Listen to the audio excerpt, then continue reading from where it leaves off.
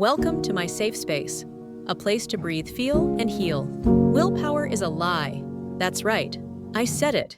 If you've got ADHD and you're trying to quit smoking, sugar, scrolling, or whatever's got its claws in you by just trying harder, you're basically bringing a spoon to a sword fight. I'm about to blow your mind with the story of Paula and Harry, two people who discovered that fighting addiction with an ADHD brain isn't about getting fixed. It's about getting smart. But first, let me paint you a picture that'll make your jaw drop. Meet Paula. Paula always moved fast, her thoughts bouncing like a pinball, her words spilling out before she could stop them. She had ADHD, though she didn't know it yet. Sometimes, that constant wave of energy helped her be wildly creative. Other times, it left her exhausted and surrounded by unfinished projects. Smoking was the only thing that ever slowed her down. Lighting up felt like stepping outside the storm instead of being caught inside it. Dangerous, but distant. Her boyfriend, Harry, understood. A little too well. He had the same restless mind, smoking habit, and big ideas that never quite got finished. They met outside a cinema, both asking the same stranger for a cigarette. That moment was the start of their relationship. They promised to quit together more than once. One time, they locked their cigarette packs in a box and threw away the key, but 2 days later, bored and anxious, they shared just one more cigarette to say goodbye to the habit. All that did was drag them back into it. But something shifted when Paula decided she really wanted to stop. Her chest hurt. Her skin looked dull. She was tired of waking up feeling like she'd already failed before the day even began. She scoured online forums, watched videos about ADHD and nicotine addiction, even tried nicotine gum, but nothing really worked. It all felt like trying to hold back a flood with masking tape. Then she met Ivy. Ivy was a sharp-featured woman who ran a support group above a vegan cafe.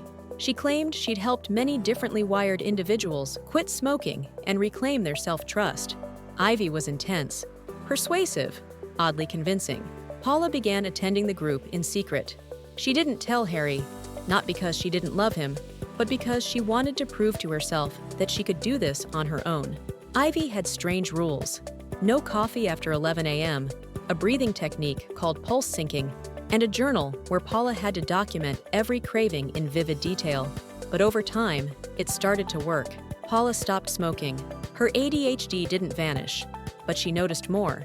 She slept better. Her thoughts still moved quickly, but they didn't crash into each other. Eventually, she told Harry, but Harry felt betrayed. "You're sneaking off to get help, and you didn't think I needed it too," he said, eyes flaring. Paula tried to explain. Harry didn't want to hear it. Feeling sidelined, he joined Ivy's group too, hoping to understand what helped Paula. But he struggled to connect with the process.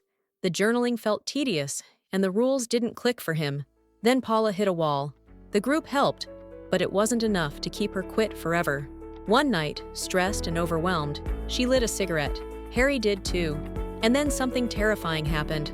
Paula had a panic attack so intense she blacked out on her way to the kitchen. Harry rushed her to the hospital. The doctor said her blood pressure was dangerously high. Smoking while starting new ADHD medication had caused a severe reaction. One doctor looked her in the eyes and said, "If you smoke again, you might not wake up next time." That was the real wake-up call, not the group, not the fear of dull skin or wasted money. It was life or death. Harry stayed by her hospital bed that night, holding her hand. "We do this together," he said. "No lies, no secrets, just us." They threw away every cigarette, told their families. Got a coach who understood both ADHD and addiction. They found medication that worked.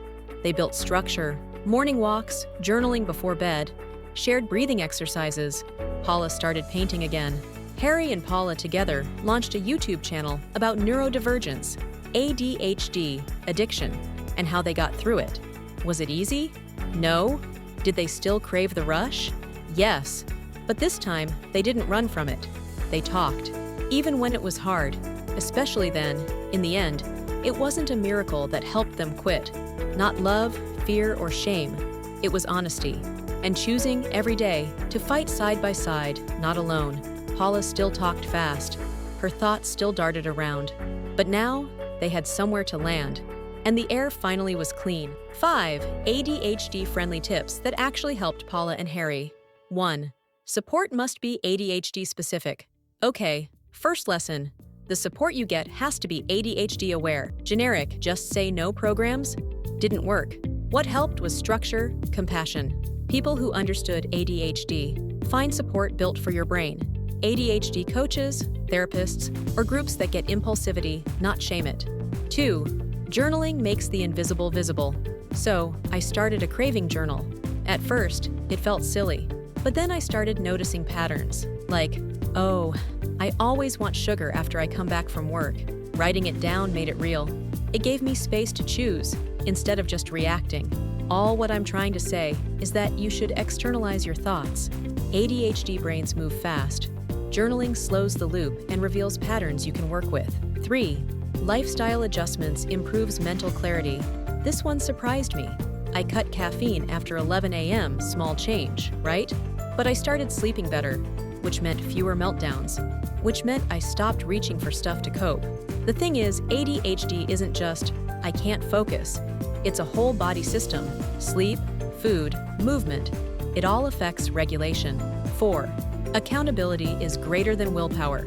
I used to think quitting was about being strong alone, but every time I tried solo, I backslid. What worked? Texting a friend every night. Here's how today went. Here's what I need tomorrow. Zero shame, just honesty. ADHD makes self-regulation tough. Co-regulation isn't weakness, it's a strategy. 5. Get evidence-based help. Look, I've tried all the TikTok hacks, but when things got really bad, I needed real help. A therapist trained in ADHD and trauma. A doctor who knew what meds actually work. Not vibes, okay? Tools. If you're struggling, please go pro.